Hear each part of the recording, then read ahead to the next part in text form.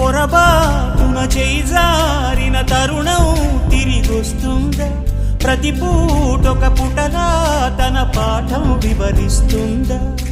మన కోసమే తనలో తను రగిలే రవి తపనంతా కనుమూసిన తరువాతనే పెను చీకటి చెబుతుందా?